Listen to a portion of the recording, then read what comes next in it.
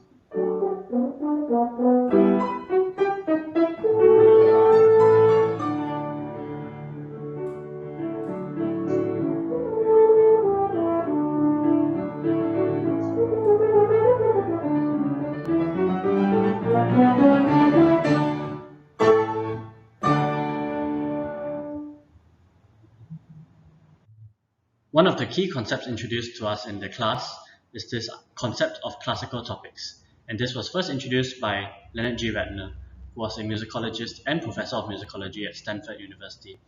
He defined it as subjects for musical discourse and split it down into two big subcategories. The first being types, which he defined as fully worked out pieces, and styles, which he defined as figures and progressions within a piece. And for today, I'll be focusing more on styles and how these styles have shaped my composition of the sonata. One of the first styles that I thought of immediately when I knew that I was writing for the horn and the piano was the pastoral style, as I felt that the warm textures of the pastoral style would be ideal for bringing in the horn melody. And the piece that I thought of was Beethoven's Piano Sonata No. 15 in D major, also known as the Pastoral Sonata. Let's listen.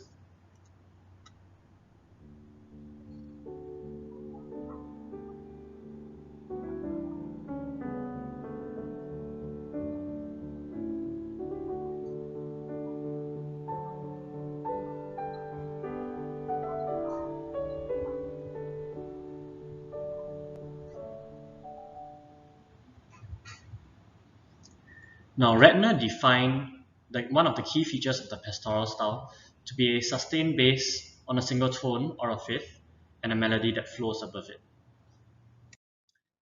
Now, just to give a quick brief introduction on what the structure of a sonata exposition is like, there is a principal theme that is in the tonic key, followed by a transition that leads up towards the secondary theme. And the secondary theme is normally in a closely related key, such as the dominant or the relative minor or major. For my sonata, the principal theme is also set to the pastoral style, and it follows the period structure, which put simply is basically an antecedent consequent phrasing. And let's just take a listen.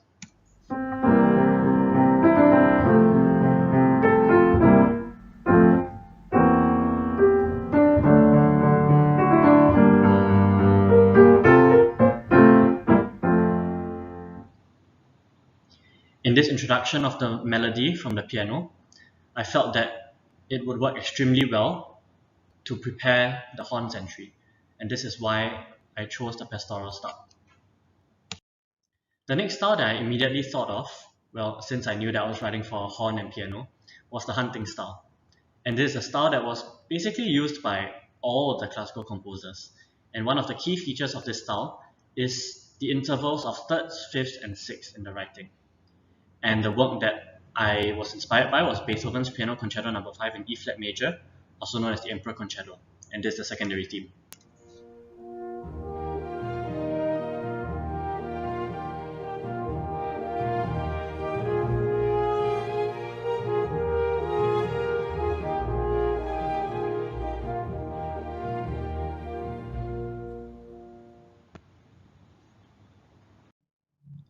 In my own sonata, exposition, I use this hunting style in my secondary theme, and set it also to a period structure, antecedent consequent phrasing, put simply. And this is a really nice contrast with the principal theme, though it is still part of this warm sound world, these warm timbres. And I also used a call and response texture between the horn and the piano part. Let's take a listen.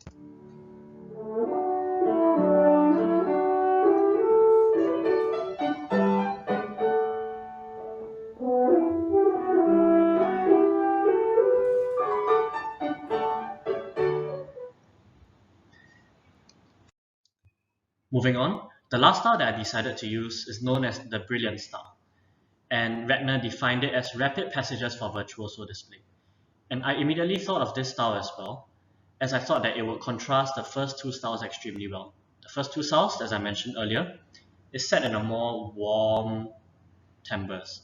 So by introducing the brilliant style to develop the secondary theme, I felt that it would provide even greater contrast between the themes to create musical interest.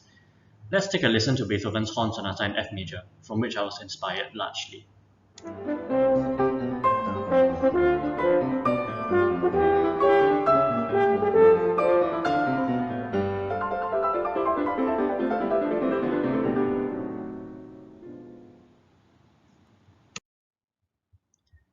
Thus, in my own sonata, as mentioned, I developed the secondary theme through repetition, and this displays the horn player and the pianist's virtuosity in the sonata as well.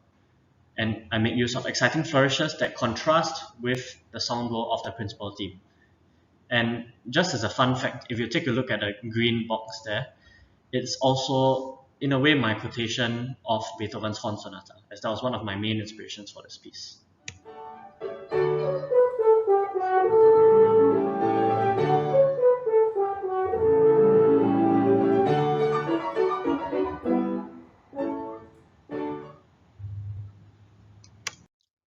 Another thing that many classical composers have in their works, and composers in general, is a strong sense of unity that ties all the musical ideas.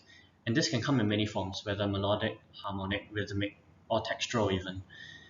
And just to give an example, this is Haydn's Piano Sonata in E flat major, his very last piano sonata. So this is the principal theme.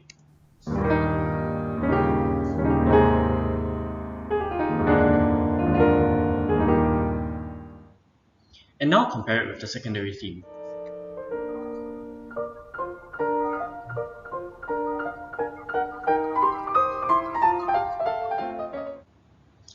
Now, while it's not immediately identifiable what ties these two themes together, if we go closer and we look at the inner voice of the principal theme, there's actually a series of descending scalic third figuration. And this is also used in the secondary theme to highlight this descending scalic figure. And just as another fun fact, if you look at the left hand, it follows the same intervals of the third, the fifth, and the sixth. And so Haydn utilizes the hunting style as well. And so this idea of this descending scalic thirds actually ties the whole movement together. Similarly, I wanted to have some form of unity in my own piece as well. Thus, looking at the motif that we were given, I was able to identify a descending scalic third figuration as well. And this was one of the main inspirations for coming up with my secondary theme. Looking at the secondary theme, it also comprises of a series of descending and ascending third figurations. Furthermore, I use this motif of thirds in many ways to develop and give musical interest to the piece. The first way is through fragmentation and imitation. Let's take a listen.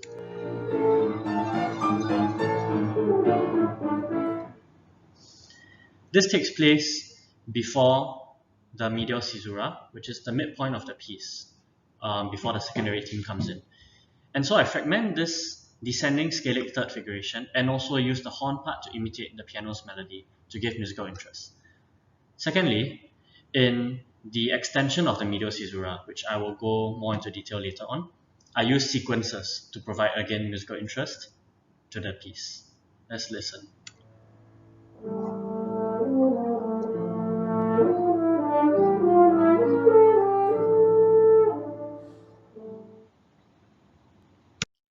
Furthermore, another technique that I used to manipulate this descending scalic third was through augmentation. This takes place in the development of my secondary theme. Let's take a listen.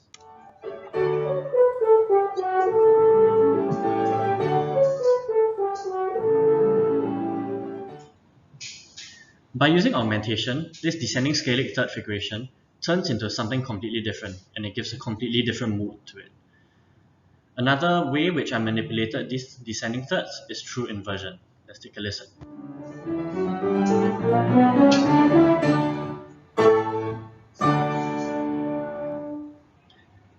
This takes place right at the end of the exposition, and by inverting it, after hearing it descending so many times throughout the exposition, this gives a surge towards the end of the piece.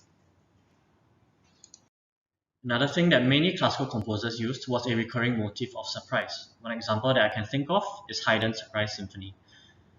So the first way in which I used surprise was through harmonic means. Let's take a listen.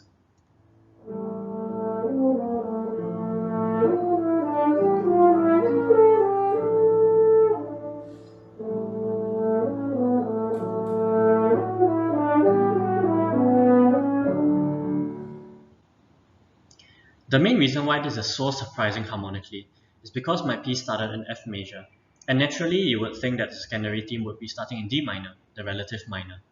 But instead of setting my secondary theme in D minor, I decided to set it in D major through using a parallel modulation. And this makes the D major a chromatic median from the starting key of F major. The second way which I used this recurring motif of surprise is through dynamic means, and this was largely used by Beethoven as well. Let's take a listen.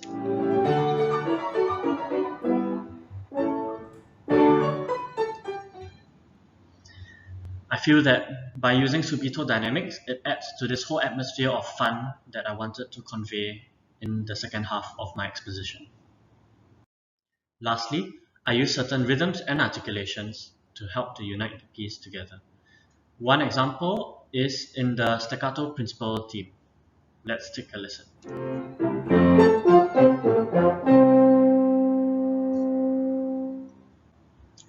In a piece that is mostly legato, as heard in the first two styles that were presented, the staccatos are all the more prominent.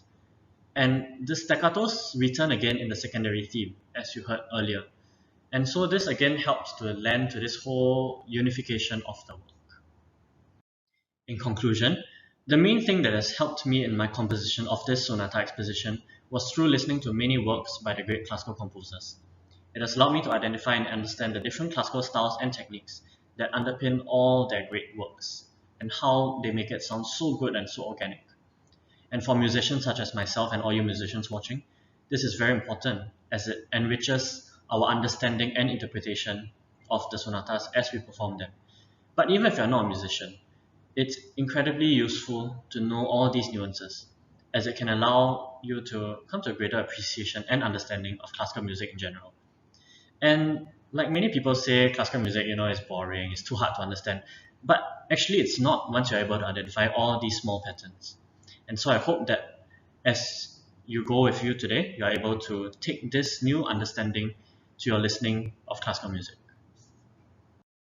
With that, I come to the end of my presentation. Thank you for watching. Have a nice day.